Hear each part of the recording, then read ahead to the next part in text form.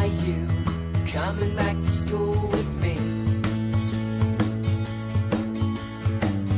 We could have done it all so easily. Hi, my name is Craig Thompson Wood. I'm your host on Teaching with Board Games, here today to talk to you about Math Rush by Genius Games.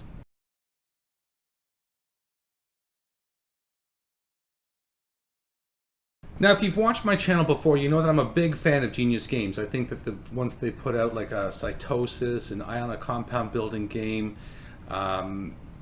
just some really fantastic games where they're taking those science concepts and things and just do some really amazing games with it. Plus have that line of books which introduce things like atoms and molecules and famous scientists and things to young kids. So I just think that they're doing an amazing job. And so this was the first math game that I've seen them put out. Let's see if this one holds up. So looking at the number of players for Math Rush, I'm going to give it a B+. It plays between 1 to 5 players. Normally my standard for a B is 2 to 4. So playing up to 5, and the solo play is nice as well, so give it a B+. So in looking at the learning for this game, I'm going to give it a B. It's pretty much just like flashcards. You have addition and subtraction flashcards up to, I think, about like up to somewhere around 20. Minus things, and addition goes. So the addition subtraction can be anywhere from 0 all the way up to 20. So some of your more smaller basic facts that you're doing for those things, but the kind that you're going to be using and a lot in your daily life. So like I say, flashcards in a game form. For fun, I'm going to give the game a D. This game to me would be one, as I've talked a lot about when I was younger, how my math facts were not strong, and it was through the play of games that I learned to develop my math facts, and to they got better to the point where now I feel as an adult I'm quite proficient with my math facts. But this game, if I'd played this game when I was younger, it would drive me further away from learning rather than towards. This game is just frustrating. It is stressful. It is the opposite of fun. It is in playing it, like I said, I feel that I myself now am a proficient mathematician, with some of those basic facts and things, but this game just stressed me out, just with the things that go on in it, where you're doing the not only trying to do the math facts within a certain time limit, but there's goals that you're trying to achieve as you're doing the facts. So you're trying to keep things in your mind of not only what are the facts, but where are they going to go? Where do they go in the goals according to the goals' objectives? And then just, if there's 2 goals that they could meet, which goal is it better suited in, and things. And you're trying to think of all this while the clock is ticking down. I just found it incredibly stressful, and it's just, to me, not fun. For time, I'm going to give the game an A+. I mean, the game is just a bunch of cards. You set up a few goals. You give people a few, like up to 5 cards to the hand, depending on how many players you have. And the game is on a timer that goes up to 5 minutes or something. So it's very fast. So definitely no problems with time. For cost, I'm going to give the game a D. I give it the D. It may sound odd because it's not that expensive for the cards and things, but again, to me, the cost is also relative to how much value we're going to get out of the game. Like I'm saying, with this game, I have been teaching a long time, and I don't know any of my students who would ever have wanted to have played this game. I would buy this game, that would get played once, and that would be it. So in terms of value for your money, I just don't think you're going to get it here. Let me take it to the table, and I'll show you how it's played. So in the game, you're going to start. You're going to have these goals, and the goals are what you're trying to achieve. The math cards here are just your facts. So 14 minus 8, 7 plus 2, 23 minus 11, so it does go as high as 23, 12 plus 4, 2 plus 8, and so on and so on and so on. So might be helpful before you play, just make sure all your cards are facing the same way so you don't have to deal with one other thing like that. And you can see the letters here, and I'll explain those in just a moment. So you just have all your cards facing the same way, so that's not one extra problem to be dealing with. Okay, so we're just going to have them like that. There, there. So you're starting off, you're putting down 3 goal cards. Okay, so the goal cards, so this is cards where these cards can only be addition cards. You want 5 of them in the row here. Let's get these out of the way. and they have to be in descending order. These arrows mean in descending order. So you want to start with a very large number here, and then because after you start with the biggest number, they can only go in descending order. Then you have here, they have to be greater than 11. There has to be 7 cards, and they're in ascending order.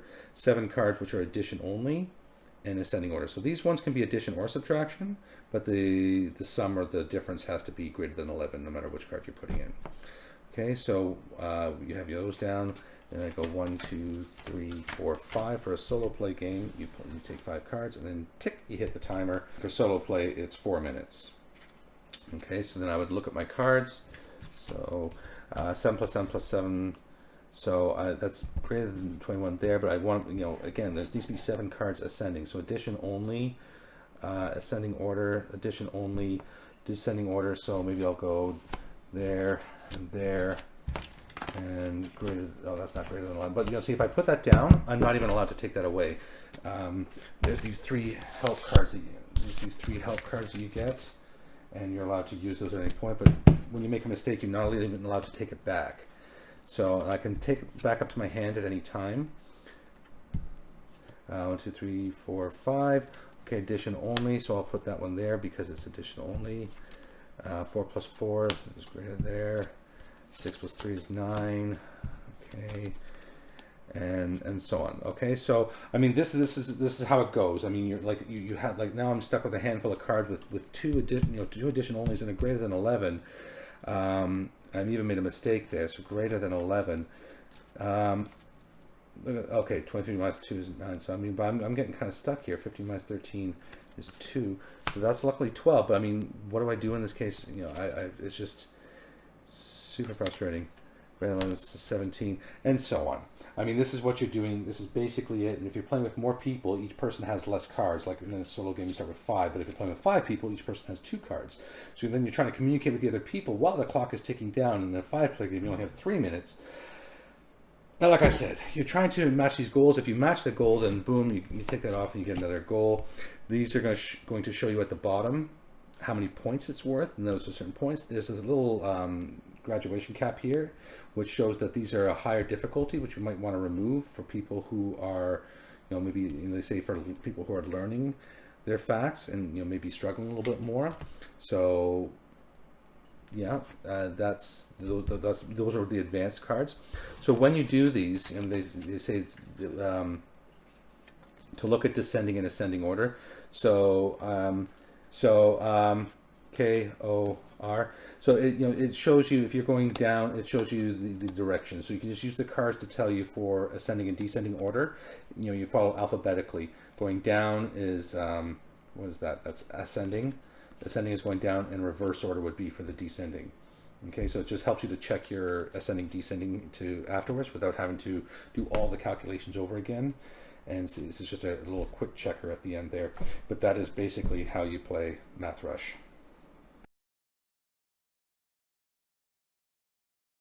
So, Math Rush. Like I said, big fan of Genius Games, and it hurts my heart to have to do this review, negative review for them. But like I said, I have to be honest, I have to be fair, and let you, the viewer, know. If you're watching this channel looking for ideas of games and things that you might like to have for your home, for your classroom. Like I said, I can't think of anybody I know or anybody I've ever known, whether it was another adult or students I've taught or anything that would enjoy this game.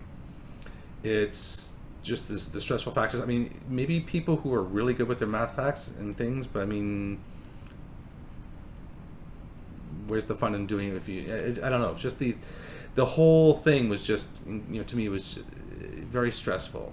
Not only trying to do things with the facts, but then putting the facts with the goals, knowing which goal to put it with. Sometimes your hand just wasn't working out in the way you needed it to, but then everything's on a time limit. And it's just like I said, Genius Games and anything they've done in the science lines, love it. This is their first math game they've done, and my advice is just stick to the sciences. But yeah, for starters, flashcards are not a good idea. Nobody really likes flashcards, and I've showed some ways to gamify it. If you look at my channel, I've showed other ways you can gamify flashcards, but doing it with a timer and more stress, and then the goals on top of that. It was just it's compounding difficulties that just it's a disaster.